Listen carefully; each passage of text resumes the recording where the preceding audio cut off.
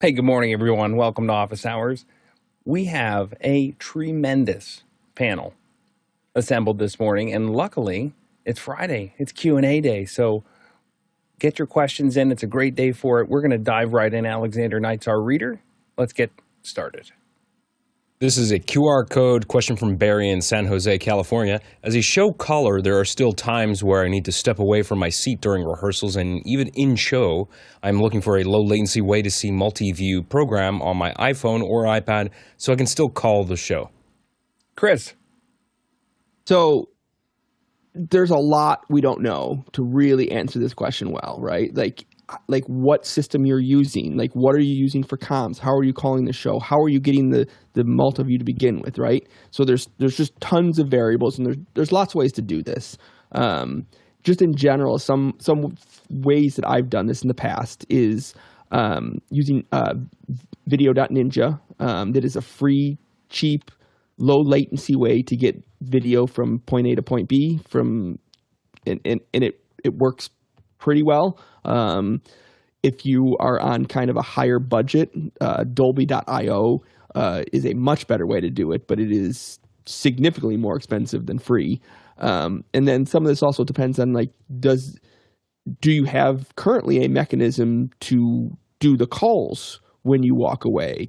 So that would be something. If you don't, that'd be something like what I've done in the past is use space comms and pumped in my current comms infrastructure into space comms so that I can then through space comms or Unity or some other version of that, I can then talk into the comm system remotely. And so I can do it from my phone. So, and you're also talking about calling. Does that mean you're telling someone else to push the buttons, or do you have to actually push the buttons yourself? Are you the director or the technical director?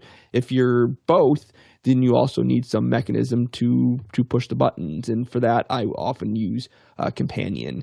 And in many cases, I've built custom web pages with iframes that, like, there's an iframe for the video.ninja feed, and then there's an iframe for the companion button, and there's an iframe for the space comms. And so from one page, I've got all the things I need to do. But there's a lot of questions that we don't have, so I hope that helped. Courtney. Yeah, and Chris covered a lot of those variables out there that you really have to know about it. Are you going to be within an environment that is Wi-Fi enabled, that you have a good Wi-Fi transmission that is closed to the public, so that private Wi-Fi that you can send signals over within Wi-Fi range of the stage if you're not wandering too far away? Or do you have to use the cellular network or the internet? If you can get to your viewing device, your iPad or your iPhone, without going just over Wi-Fi, you could use NDI. Then that, as long as you don't have to touch the internet. Then there are also solutions for low latency monitoring from things like Teradek, Bolt, and Teradek has just come out with this new thing called Teradek TV. I have not seen this or tried it, but it lets you apparently build, and you can have a free trial here. For Teradek TV.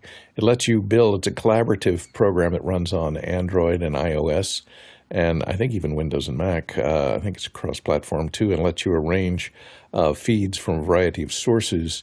And I think it's pretty much real time because you can manage these feeds to different, they're talking about using it on set for production collaboration to different departments and to producers, etc. You can manage it in the cloud. It has unlimited sharing spaces, and of course they're promoting security, which is sometimes if you're doing something that is, a production where they don't want the outside world to be able to tap into your wireless viewing, encoding and security is paramount to make sure that nobody is recording those feeds inappropriately. So you have to take all that stuff into account. And it depends on how much latency is too much latency. Is 1 second too much? Do you need it to be sub 10 milliseconds, 30 milliseconds? Then you're looking at something different. Then you might just go point-to-point transmission with a Teradek Bolt, something like that, where you would have to have a receiver bolted to the back of your iPad, let's say, to receive that with almost zero latency.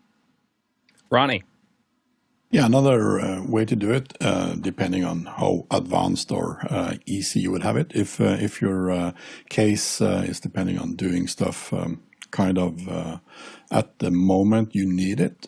We tend to use Zoom for this. We just pipe a signal, the multi-view into Zoom as a client, and then bring our phones wherever we would like to see them, and we can even choose between which of the multi-views or other sources we would like to see. And since you're just calling the show, I guess you're doing that over intercom, and you don't need to be able to push buttons. If you have an ATEM switcher, there are apps that you can also use on your iPad or iPhone to actually cut the show, and you can use BitFocus Companion to do that as well.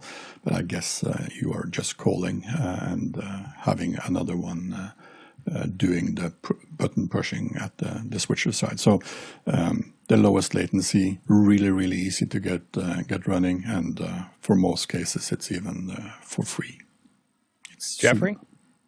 Yeah, I'm assuming that you want to stand up and walk around and not be tied to a system. And you're staying in house. You're not leaving. I would never use an iPhone to do that because especially if the iPhone is your iPhone, if the iPad is your iPad, and you've got tons of other apps on it, that becomes a big problem. If one of those other apps decides to do something, then you run into bigger problems. And same thing with the iPhone. If somebody makes a phone call, or if you get a Facebook message or anything like that, that can really interrupt what you're doing for TD. And of course, that's such a small screen.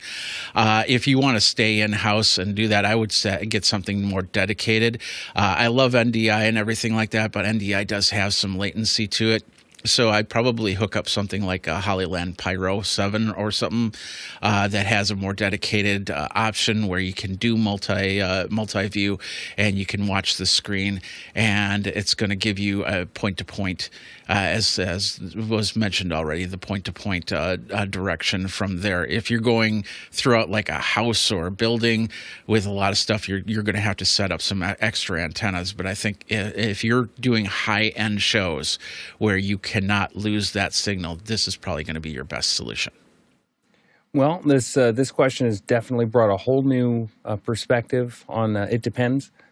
But if you need a relief crew and the show is a big enough show that it matters, Mickey in the chat, who also, he's on a coffee IV drip, so he understands the need for relief. That is where having that person who's able to step in, even on a temporary basis, if you're getting to a slow part of the show, or a part of the show that's a little bit more predictable, that you don't need necessarily the A team in there doing the switching, having another person may be the most rock-solid solution. But if you're just needing a remote multi-view monitor, panel's got you covered. Next question. This question is coming in from David Brady in New York City, New York. We monitor over 800 Zoom rooms deployed worldwide. Using Zoom's built-in alerts delivers false positives from time to time. Are there any adjustments to how health is reported and polled? Yeah, this is something that we actually were taking a look into because close to our showtime on Tuesday, Zoom was having some outages, and Zoom's website was reporting that systems were fairly normal. But then you look on Down Detector, and in that case, it was a false negative, not a false positive. But you look on Down Detector, and then there's a spike as far as people who are reporting issues with Zoom. So still not clear on exactly where that breakdown was, but it was nice to know that we weren't the only people who were in that boat. That said, as far as making adjustments to how health and stuff like that is reported, it's really about getting perspective from different angles, right? Zoom is going to say this, but what does a site like Down Detector say? What does a site like Cloudflare say about traffic and outages? I mean, just last night there was a M365 outage that affected a tremendous amount of services. People couldn't log into their banks, couldn't log into my work systems, and it's one of those things that we're seeing happen. It seems like more and more, whether you have an AWS outage or a Cloudflare outage or an M365 outage or a Zoom outage, you've got to have a system where you can have multiple views of the same problem so that you can try and identify what's really going on here, because many of the monitoring tools don't give you granularity into effect. How is it actually going to report? Next question. This is a leftover question from the YouTube chat the other day. This is from 8K2 2295. ATEMs are great and do lots of Great stuff. What features or buttons do you never use, and what is your wish list to replace it with? Fewer buttons? I've never heard that before on an ATEM. Nigel? Yeah, actually, the answer is I don't use any of the buttons at all of mine. I do all of this through software. So either I run it on the Mac on this side of my life, on my right-hand side, which is what controls what's going to Zoom, or I do it on this side, which is that controls my desktop. So using the software that comes with it, or MixEffect Pro, just by pressing a companion button, we can quickly see the different types of software. And the ability to do all of that using Stream Decks and through software is the most effective way I've found to use the ATEM. And I will tell you, there is so much in MixEffect Pro, which Adam updated, I think, last week, that most of the functions I don't think most of the stuff I wanted whilst in it has been delivered through MixEffect Pro. Jeffrey? For me, the buttons that I don't normally use are the buttons that switch from fade to mix or stinger or dip or anything like that. They're just, it's either a jump shot or a fade shot for me. I rarely use any of the other ones. So, being able to reprogram those as something else would be really nice. Courtney?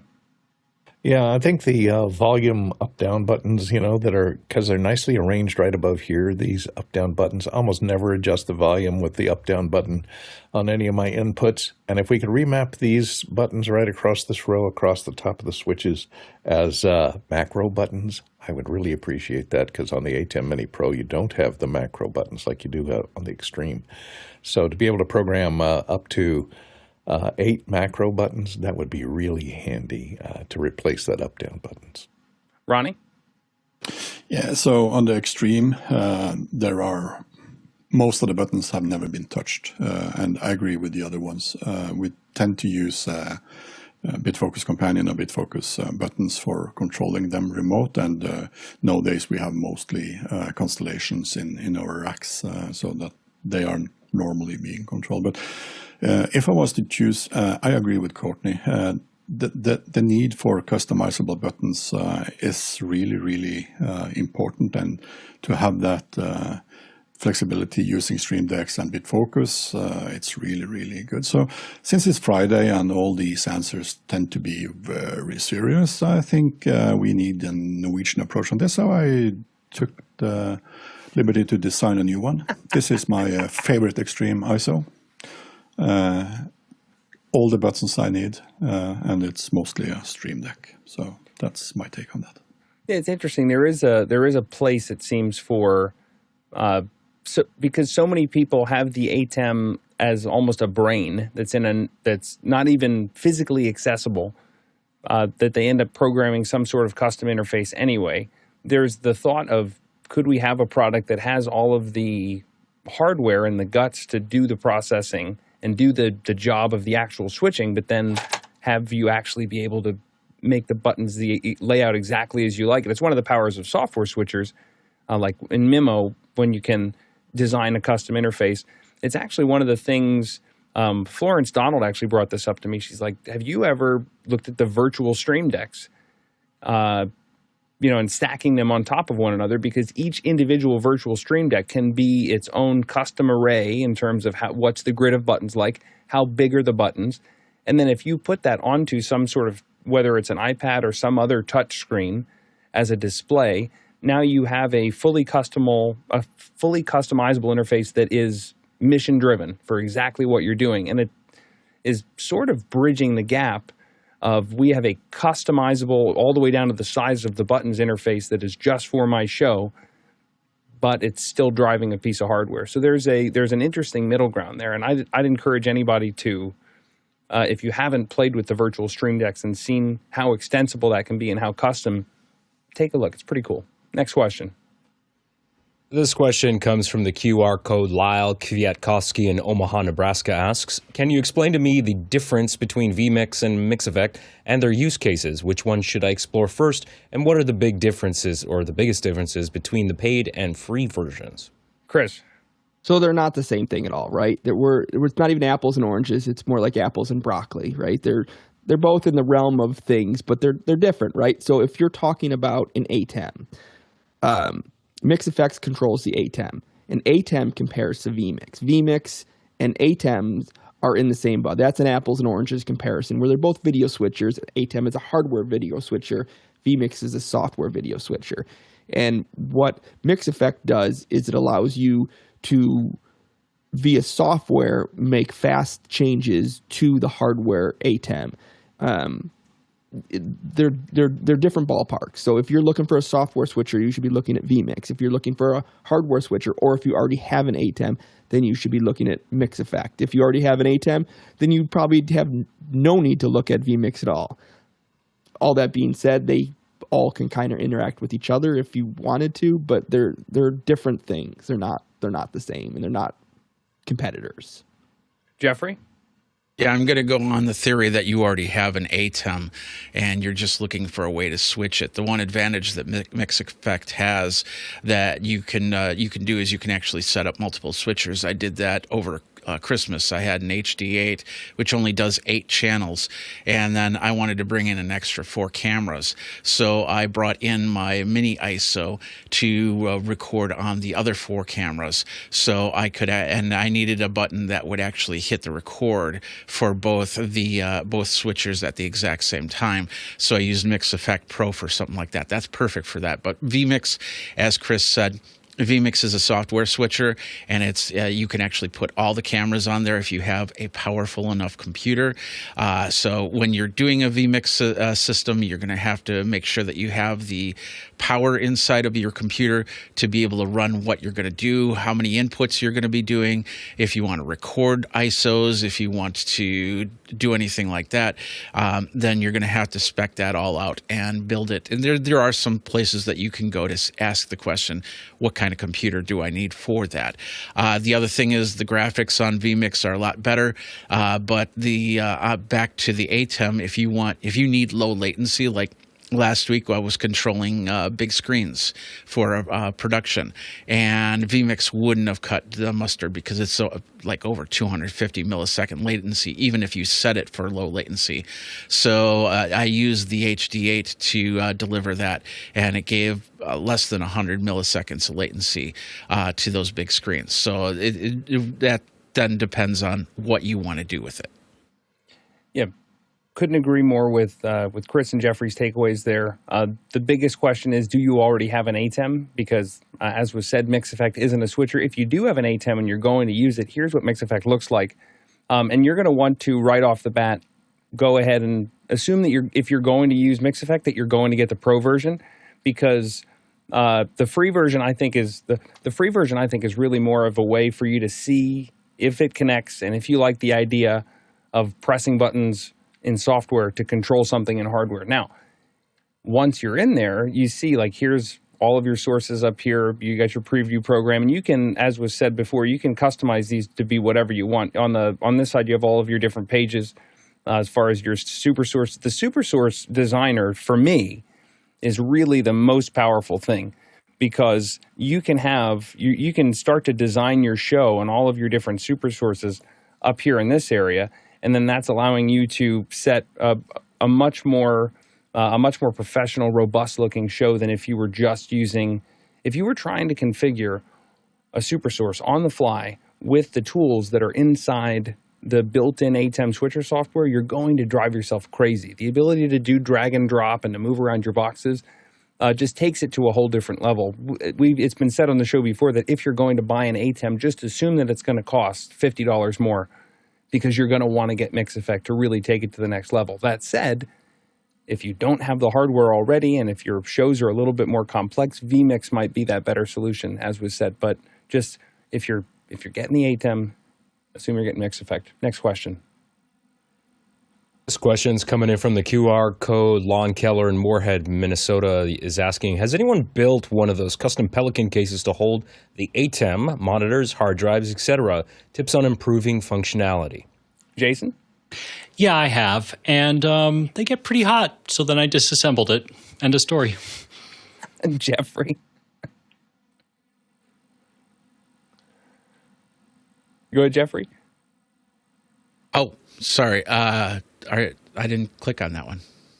Oh, no worries. Yeah, we've seen these from, we've seen people do custom build outs. We've also seen even at Ronnie's built them. We've even seen at NAB, like folks who are trying to go, eat. What do the kids say? Eat ATEMs nachos. The people who are going after ATEM in terms of like an OC Go, for example, like they are demonstrating here how you have this whole thing in a box. But there are some challenges. Ronnie, what was it like building yours?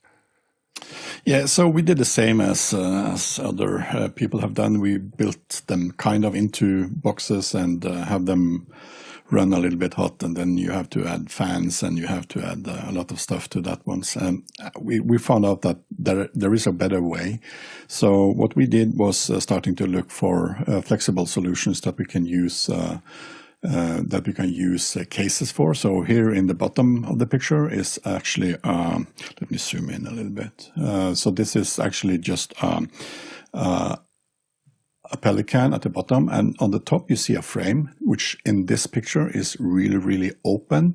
And these are the new cases we have standardized now for everything we will be building from now on. This is another picture, another angle, and as you can see, the flexibility about what types of surfaces you add to this frame is very flexible. You can have a display, a flip-up screen. You can have this is an open kind of door that you open, and you can have a look inside. This is, of course, just the back end. This is the front side. This is the top view where you can look inside the box. And we tend to just lift this top lid off and fill it with cables and everything. You even see a rotor there. And in the lower right corner, you see the small switch we have in this box. And it's also, let me see there, it's also power distributor. And you can see that these boxes are stackable, so we can have multiple boxes with different types of usage, and the flexibility of using these boxes instead of having the normal built everything in one suitcase is much more flexible. These cases comes in different, or these racks comes in modular sizes, so it's depending on what you would like to add to them. They are super, super light and super, super strong, so, and they are also kind of expensive. But for our needs, the flexibility and modularity is really the thing we are looking for, and these products are really amazing at that. Courtney? Yeah, we haven't built the ATEMs, but we used our prompter packages, used the 1500 to the 1520s, the ones that kind of look like these, the Pelicans. And one thing we did, because we have a laptop that's sitting on the top here, and what we did is I built a standoff with a piece of masonite that is about halfway, that stands up on about a 1-inch pieces of 1 by 1.5 inch wood that sits up, and underneath that level, so we built a separate level below for all the power supplies, distribution amplifiers, AC distribution. So you just have one AC cable that plugs into it, and underneath that wooden plank with some ventilation holes in the corners. We built ventilation holes in the corners and even put a fan in one corner to suck the air through the bottom and back out the top. So that when you plug in you open the case, you plug in one outlet, and all your power supplies and distribution is already plugged in and everything. You don't have to plug any cables in. And also video distribution is built in underneath that second level that you never have to access. Everything stays plugged in. Nobody touches it. The wires don't get pushed around.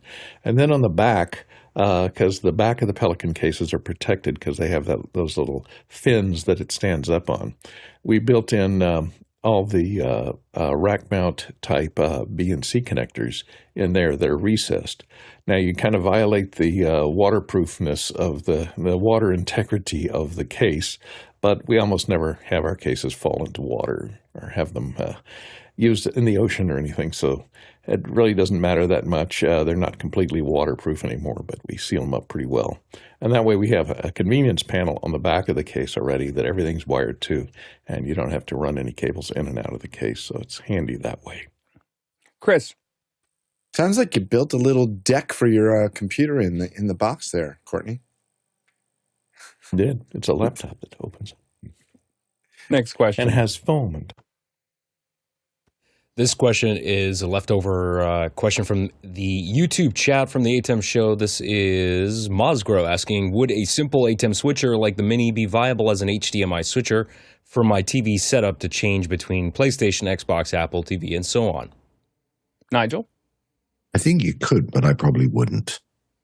There's a couple of obvious reasons. If you're on a Mini, you're probably constrained by 1080.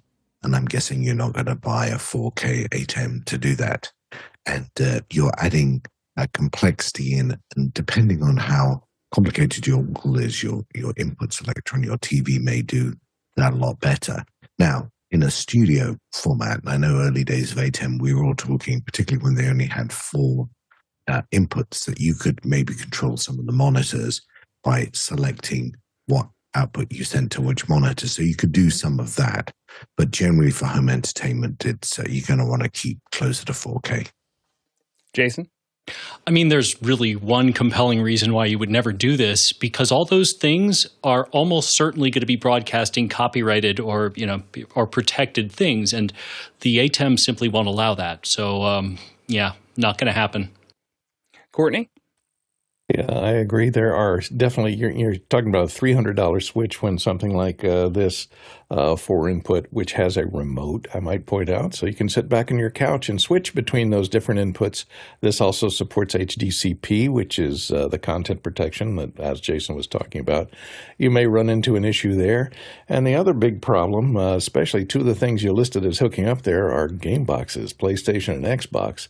And one thing you don't want to do when you're playing games is have latency. And the ATEM is going to add a frame or 2 of latency because of the automatic frame sync generators that are built into each input on the ATEM. So you may lose a couple of frames of latency coming in on that PlayStation, and that's going to make your gameplay a lot worse. Alexander?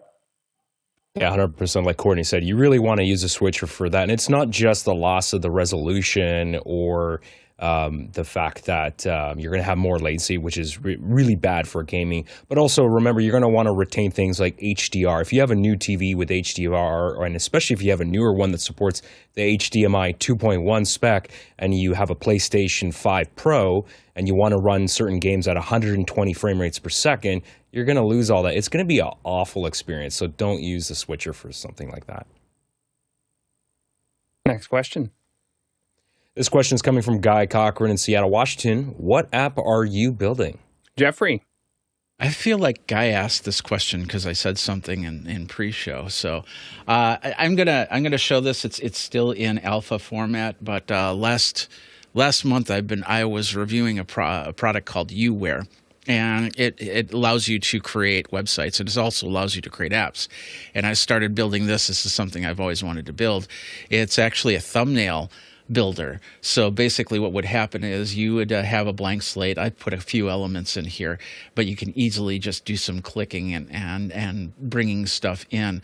And you can definitely set it up for different modes. There's a LUT area where you can get I can't call it a Mr. Beast mode, but it's like the viral version of it and things like that.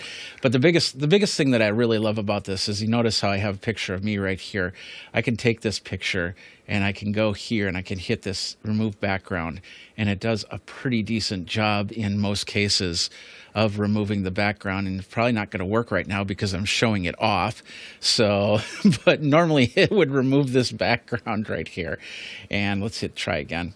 And for some reason, something's not going right. That's why this is in alpha mode.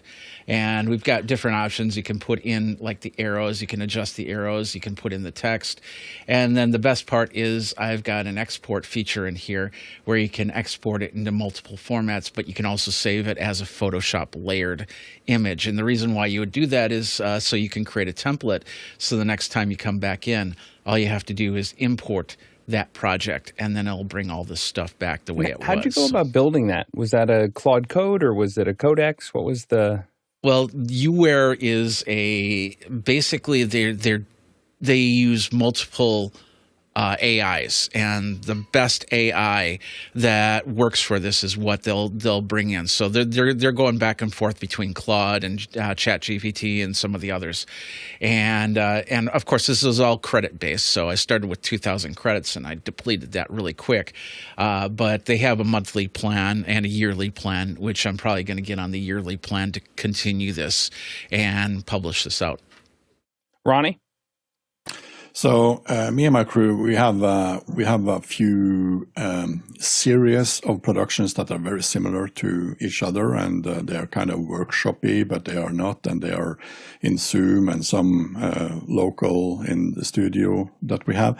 And we needed a tool to organize all these creative ideas, etc. So based on ideas from both Stage Timer and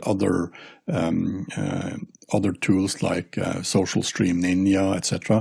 We try to find out how can we streamline some of the flows that will reduce the cognitive overload that we see that some of the hosts and co-hosts and people on stage often get, and then they decide to not use technology in the way we intended it. So we are designing a tool specifically for this project, and I'm developing that in Cursor, and we've used a couple of days to just form all the details and starting to create a map, and just took a few hours to get something that is really MVP, so a minimal viable product, so that we can start to show off. And this first session is already on Tuesday, so we'll probably be using it if the tests on Monday is okay. And we are really happy about the progress that tools like Cursor help us do.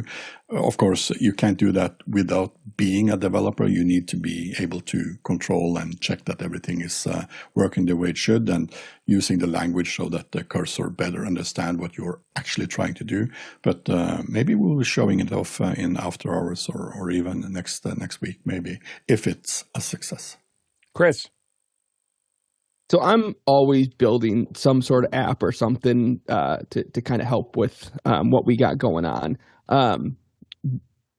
There's actually a specific question about a specific one I'm working on later, so I won't show this one. But the one of the ones I've been working on is an application that allows me to dynamically generate stat graphics for a website, or for a broadcast rather.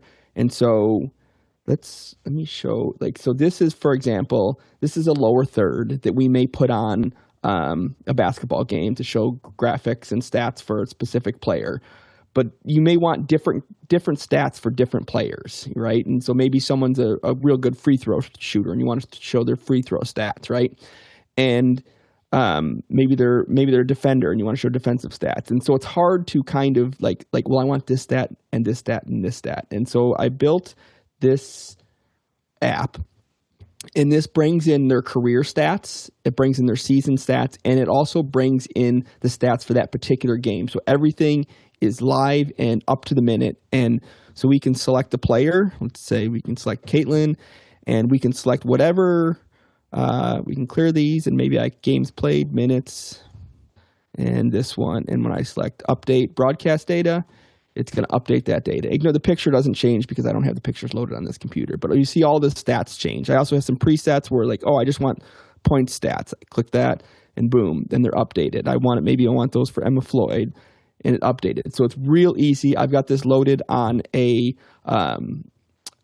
touch screen. It's just a web page, and it's a touch screen right in front of me. And so I can just tap, tap, tap, boom, and easy peasy, custom, real quick graphics. And that's so super cool. Yeah, really cool. It was one of those things where it's like there's got to be an easier way to do this, and a little Gemini, and it's a fun little project I've been working on. Adrian? Hard act to follow, Chris. When you're doing events with lots of volunteers, then they tend to get lots of little tasks to do. So typically that's tracked by a whiteboard, and they come back and tick off the whiteboard when they've done. So I built a wee app for the events that we are involved in, which they can go and pick up their tasks from their phone and then tick when they're done, and that comes back to the event manager and they can see what's been done. And I've got a friend in Dunedin, New Zealand, who has 650 houseplants in her collection, and she manages it with a spreadsheet. And she rang up one day and said, "Have you seen an app that would look after my houseplants and tell me when they die and things like that?" I'm like, hold my beer. So that one's on the way as well. You know, it's amazing. There's so many apps that are getting built that are not necessarily for things. It's not something I'm going to release. It's not something that I'm going to sell. It's something that I have a job that I need to do that's very specific to me, and I have an idea, and now I can build a tool for that job. It takes a lot of the considerations of mass releasing an app out of it. Like, I don't have to be concerned about, how am I protecting user information, and how am I making sure that it's not, it's not vulnerable to attack, because there's a little bit of security by obscurity. Also, there's a lot of situations where the thing that you're making doesn't need to connect to the internet and doesn't need to communicate over the internet. And so that just makes it so much simpler. I was doing a couple of vibe coded apps before vibe coding was a term. And I just remembered it being a little frustrating at the time because it was, January of 2024 was I think the first one that I did. And then a year later, it was a lot better. And now it's with Claude Code and Cursor, it's a whole different thing. So very cool. There's a lot of love in the chat for Nigel proposed that we do an after hours workshop where some folks can walk through how they're going about vibe coding the apps. I think that would be really fun. We'll have to look out in the Discord alerts for when something like that comes together, because that's something I definitely want to be a part of.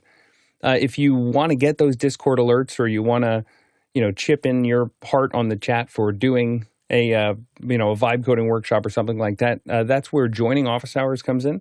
If you go to officehours.global/join, that will allow you to get into our Discord, get into our mailing list so that you can see who's going to be on the show on a Friday morning, for example, or what shows are coming up, what were we focusing on a Tuesday night, learn about extra hours. That's where you get the login to get into Mukana. So, we have this great back-end system.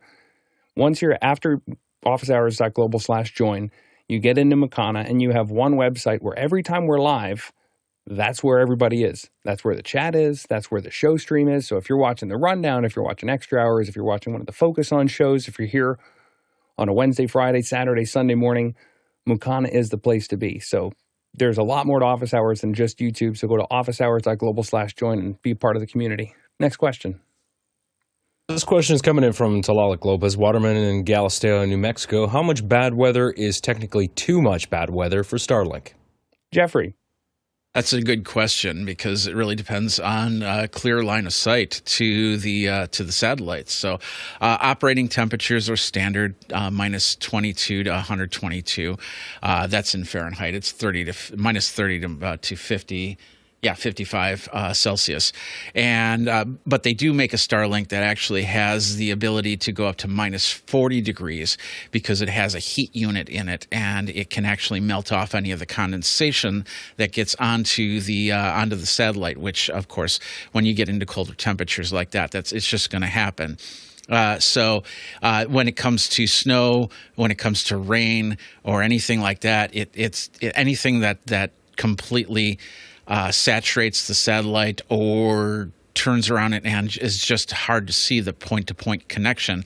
That's where the problems really start to come in. So clear point-to-point, and sometimes you just have to gauge it. A light flurry could even stop the Starlink, but most likely it's going to be something like a harder snowstorm that brings up wind and side snow and starts to saturate onto the dish itself. Courtney. And there are two problems. Water is your enemy with all satellite reception, because heavy squalls of rain can temporarily block out the signal from the satellite, but that's usually only transitory. So your reception may get spotty, or you may lose a lot more packets in a heavier rainstorm.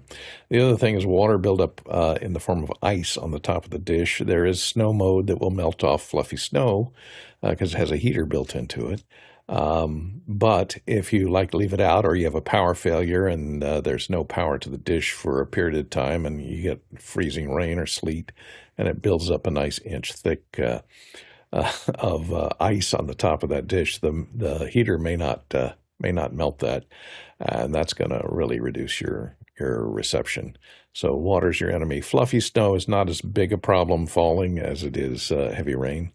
So bear that in mind. And I don't know if anyone who had Starlink had any problems. I don't know about the coronal mass ejections like the one we had a couple of days ago on Monday or Tuesday. Really reduces Starlink reception or not. I'm not sure how that affected the Starlink network. I'd be curious to find out if anybody noticed a disturbance in the force because of that huge solar storm that we had earlier in the week. We have Starlink as backup internets at a few of our locations at work, and some of them are in very heavy snow areas. If you have the high performance, bigger Starlink, they can handle probably 2 or 3 inches per hour with the heater as far as melting the snow and being able to retain a signal. If you have the smaller ones, it's a little less than that. But the big thing we've actually found is that like Courtney was saying, when it's a sheet of rain, when it's a torrential downpour, it really has trouble, and we see that drop out. Luckily, it's only the backup, but when we're in a situation like we are in the next couple days in the U.S., where we're going to have anywhere from 8, 12, sometimes 18 to 24 inches of snow all across the country, I think we're going to get to find this out for real world. So we should we should come back in a week and see how everyone fared with Starlinks. The biggest thing, 80 degrees here in California. Just yeah. The biggest thing that you're going to worry about when you're in that kind of weather is probably, as was said, powering the thing, as opposed to do I have connection or not. So if you've got that on a pretty healthy battery system, let us know. Next question. This question is coming from the QR code. David Brady, New York City, asks, is there a channel on Discord that I can post a public event I'm involved with? In 2024, Alex Lindsay came down to San Jose for an installment we did there. Also might be looking for documenting visually if anyone is looking for some volunteer projects. Chris. Yeah, there's a couple different channels in there that might be appropriate. Like if you just want to kind of share something cool that's happening, they're under production truck. There's external events. If it's something more for the community, there's a community events one. It sounded like maybe you also might be looking for some people to help work it. There's 2 of them that sometimes the channels in Discord get muddy between like what goes where. There's an I need help channel and an open positions channel, and those are all under production talk in Discord. Those might be helpful. And again, if you're looking to get into that Discord, check out officehours.global/join. If you're looking to ask questions and you're watching this on the replay, you can go to askofficehours.global. That's askofficehours.global. It's open 24/7. Nothing to log into, nothing to sign up for. Just put in your name, put in your question, and we'll start getting into them as we get to the Q&A shows. Next question. Next question is coming in from Zach Stallsmith in Chautauqua, New York. Chris, will you demo your new web-based production dashboard that you built? Chris, you're asking for it. Yeah, so here it is, right? So this is the whole idea behind this is that I can just send someone a link and a username and a password, and they can direct a show. Our swimming broadcasts aren't that complicated, so it's not, the stakes are pretty low. But basically, what we've got here is the multi-view is actually a vMix call. And so you can see, you kind of see the vMix call buttons. It's just kind of like Zoom, right? And so when I talk into this vMix call, that audio goes through vMix and then into our comms infrastructure on-prem. And so if we've got a camera operator, whoever's talking into this vMix call, they can talk back and forth with the camera operators. If we don't have a camera operator, we've got this camera 3 as a PTZ, and so I can click and move that around, and I can go to some presets, I can switch cameras. The lights are off there, so it's kind of dark in the pool right now. But I can switch cameras. I can change preview. I can right now I've got the finished marks. Let's put the start marks up there, and so there's my starting. I can clear those. I can show the clock and maybe a results bug. If I've got let's see if I've got camera 3, and let's go to one of these other ones. And so if I've got this camera, and this is not so good with the PTZ, but say we've got a manned camera operator, and they're zooming in and they're following a single swimmer, we can give them a line label, and we can say, and like, who's in lane 1? We can set that to lane 2. No one's in lane 2. What do we got? Lane 4 is Willamette, and so on and so forth. And all the data that you see all comes in automatically. But there's times it all comes in from the timing system. There's times when the timing system, maybe there's a hiccup and we've got something wrong, and so we can actually change which event we're actually on. So let's say we're in the butterfly, and you'll see that'll swap, and then all the scoreboards update to the current information. And so it's I don't know. It's one of those things where today's our last swim meet, and we have a swim meet at the same time as we have a basketball game. And I don't have the staff for both of them. And so this was one of those things where I was like, oh, if I build something, maybe I can get someone else to come and help me from anywhere in the world to run this swim meet. And that's kind of the purpose. And it was a fun little project that I did specifically for swimming, but I think I'll probably mock up a similar thing for baseball and softball in the spring. You know, there's so many times where a new product will come out, whether it's a production product or a technology in general, where it's like a solution looking for a problem. And what I love about all the stuff that you keep building is that it's all like, I had a problem and then I built a solution for it. We're gonna have to talk to the folks who organized the Tuesday Focus, because we could spend multiple hours going through like, what was the development of this like, and how is everything interconnected? Because I think that's, if you're willing to share, it's so cool. Yeah, thank you, Chris. Next question. This one is coming from Angelo Jack in Brooklyn, New York. Has anyone seen the Yamaha CC1, and what are the use cases? Alexander. I have. You know, it looks like a really interesting product. They're not the only company that make these one fader style control surfaces, but this one is a little bit different from what you've seen in the past from companies like SSL and PreSonus that make these types of products. So the interesting thing is, in addition to being a motorized control surface that has a 100 millimeter fader with typical transport controls and integration with different digital audio workstations, they decided to integrate this physical button control surface here that provides far more functionality and integration between different pieces of hardware and software, and it goes beyond just music production. And it has integration with Elgato's Stream Deck software. Now, I don't have any inside knowledge. My suspicion, just based on the photo and the way these buttons look, it would not surprise me that Elgato actually supplied them the hardware for these buttons here. So it'd be really interesting to see how people utilize this. I will be ordering these as soon as they become available. Just got announced at NAMM. So this is a very, very new product. And some other things I didn't see in the initial announcement, but they've got some information here that this product integrates with some Steinberg product called MixKey, which I've never heard of. But they promise integration with other Yamaha products like the new the MGX digital mixers, and they promise control over products like different types of USB microphones with the control surface. So it looks like a really, really interesting product, and knowing Yamaha, it's probably going to be pretty well built and won't feel like a plastic junky box like some of the other companies that make these types of products. So we'll see what happens. Jeffrey. Yeah, it's very smart that Yamaha aligned with Elgato in the with using the Stream Deck, and I'm guessing that all of these faders and dials and buttons are all Stream Deck, all Elgato type dials and things like that. So I'm guessing that it works with a lot of different DAWs. But the one thing that I did notice, and like Alexander said, it just got released, so not too many people actually have it right now. The one thing that I did notice is you have to go into your DAW, you have to connect up the device, you have to put in a license code, and then you can use it.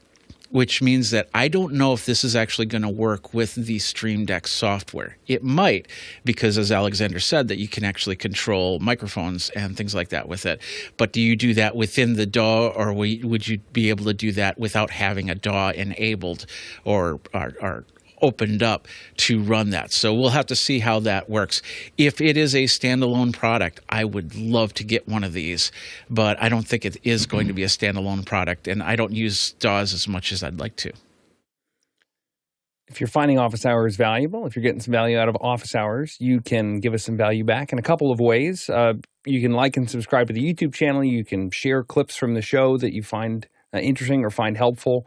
Also, we've got a whole volunteer organization that is built up around office hours. It does incredible work, not only trying to keep the organization structure figured out, but keeping the shows running, actually running the shows. There's a ton of opportunities at officehours.global/volunteer. And finally, we are 100% a nonprofit. So we're a large part of our support comes from people donating and helping keep the lights on, helping keep the show running. So if you go to officehours.global/donate, that's your opportunity to do that. You can do one time, weekly, monthly. It's really easy to set up. Check out officehours.global/donate. Next question.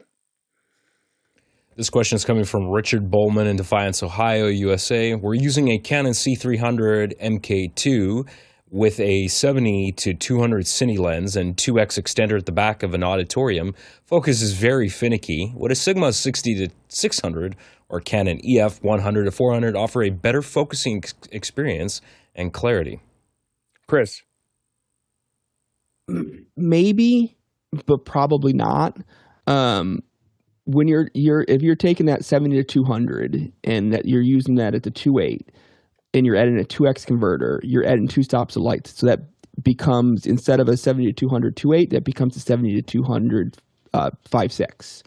And the EF 100 to 400 at 400 is 5.6 anyway. So you're getting the same stop of light. And so from an optical perspective, it's going to be similar results. Where you may see slight improvements is if the Canon infrastructure can maybe focus faster without the teleconverter, you may see some improvements there. But I'm guessing they're going to be minimal or not noticeable. Another thing that you've got to think about, it's because of how long you're throwing that lens, besides just your pure aperture, how far you're trying to throw that lens is going to affect your depth of field. If you're on a full frame sensor like you are on that camera and you're that far zoomed in, you're going to have a super shallow depth of field. So the camera might not be the best camera for that far of a distance. You may want to consider going APS-C Super 35 or even a smaller sensor if you're going that far and you are having trouble with nailing the focus. Ronnie? I would try another camera as well, not just testing lenses. We have had, I've seen in the chat also, people are talking about don't use photo still lenses. I would disagree very hard on that. We use Sony's with 200-600 lenses, and they are even with the 1.4 doubler or extender, they are performing awesome. So we have kind of eye focus at that distance. It's amazing. So I'm not sure what is the problem here, if the house could be the problem or maybe the amount of light. We've used Sony's in almost pitch black stages where there is only kind of dim stage lights, etc., and it's been performing perfectly. So I'm not sure what is the problem here. Maybe the lens you are using currently is the culprit.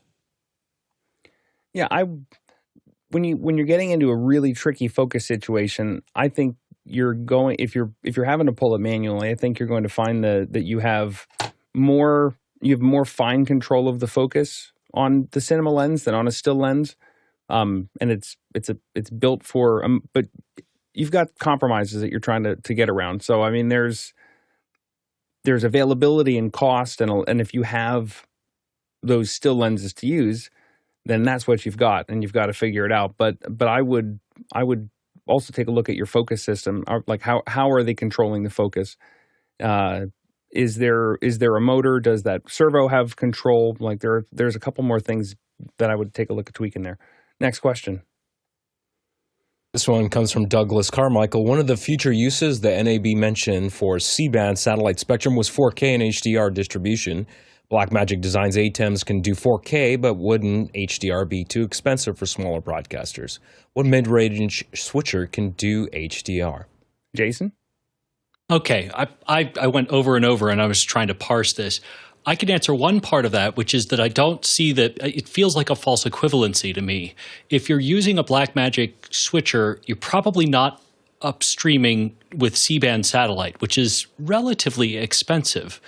So I don't really I don't see the equivalent here. And as far as HDR, plenty of ATEMs can do that, just not the ATEM Mini. Next question.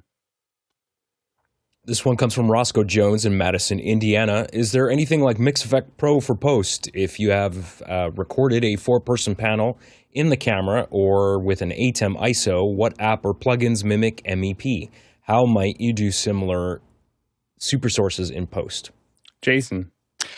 A Stream Deck and a whole lot of elbow grease. That's the way to do that. Yeah, if you have if you're trying to do those super sources in post, and you feel like, so you've got a multi-view or a multicam recording and you've got a bunch of different camera angles, if you really want that experience, it might make sense to, maybe not in software, but I don't know, run them back into the switcher. Like if you have the video outputs, have fun. Chris says no, though. Chris? I'll tell you what I do, because we do stuff like this all the time. We'll take a multicam record. Let's say it's 3 people sitting on a couch and 4 cameras, okay? And there are multiple things that you're going to want to see out of that thing. You're gonna have a wide shot, you're gonna have a close up of the host. You might have a 2-shot of the 2 guests, and you might have a single on the camera that whips back and forth between guest number 1, guest number 2. What I do is I build up a multicam of those 4 cameras that I can cut between. But if there's occasion for like framings, and actually a couch is a bad example. Better would be something like 4 people in a Zoom call or something like that. You might want to have a 2-shot of the host and 1 guest, 2-shot of 2 guests, something like that. What we do is we build the multicam with those preset looks as another input into the multicam. So I might have my four people, but I also might have a 5th input in my multicam, which is a 2-shot of the host and 1 of the guests, and so on and so on. Maybe there's a 4-up, and so you're basically, because it's post and you have the time, you get to design the looks that you want, and then you can rewind your multicam and hit play. And I'm assuming I'm sure all the editors do this. I know Final Cut does. You can, in real time, cut between the various looks that you've pre-designed. So it's the same result. You have preset looks that you get to, diddle and fiddle and fashion just exactly the way you want. And then you can just hit play and punch between the things. Of course, being post, you can also go back and change your mind. Yeah, I misread the question almost as running it with MixEffect Pro, not rearranging it. I would do the same thing in Final Cut or DaVinci, like build your templates, build your looks, and then you can drag them around pretty easily. The way Roscoe wrote the question, Roscoe, you're kind of going by the old adage, if the only tool in your toolbox is a hammer. Everything looks like a nail. So what you really want is to fasten the two boards together. You might use a nail, you might use a screw. And what you really want to do is you want to be able to cut between various looks of these sources. And in post, you would just do it a different way. Put the hammer away, get a screwdriver out. Jason. Yeah, I kind of misread this too. In post, it's a piece of cake. You create a multi-shot feed, you set it up, and I need to reiterate what Fenwick mentioned is great. Keep in mind, there are usually two passes here, unless you're really, really good at this, where you're not animating slide-ins or slide-outs or anything. And if you're like me, you wouldn't be using them at all. They'd just be straight jump cuts. But if you want things to be moving animatedly, that's a second pass. Your first pass, you're just punching because it's a series of shots. After that, you want to add some other stuff that's completely different. That's your second pass. Chris? I don't think I would use the term jump cut, but yes, Jason, jump cut sounds like a different thing. I totally agree. The advent of the feature in, I believe it's vMix, where you can have a look and then have another look of, boxes and frames and stuff. And then it automatically animates between those two. I don't know exactly what they call it. I'm sure Mr. Sabato could explain. Merge. Is that what it is? So the advent of that feature has created a lot of really bad video. Like the fact that everybody wants to slide, push, zoom, slide, just stop doing that. It's not cool. Just because you can doesn't mean you should. Just stop it. Just please stop the madness. Did I get my point across? And get off Chris's lawn while you're at it. Tell us how you really feel. That's going to do it for our Friday. Thank you so much. We had an amazing panel today. Thank you for coming in and making this a great show and sharing your knowledge so freely, and for bringing the bananas. We need them for scale. Also, thank you to our producers for asking such great questions. We'll be answering questions again tomorrow morning.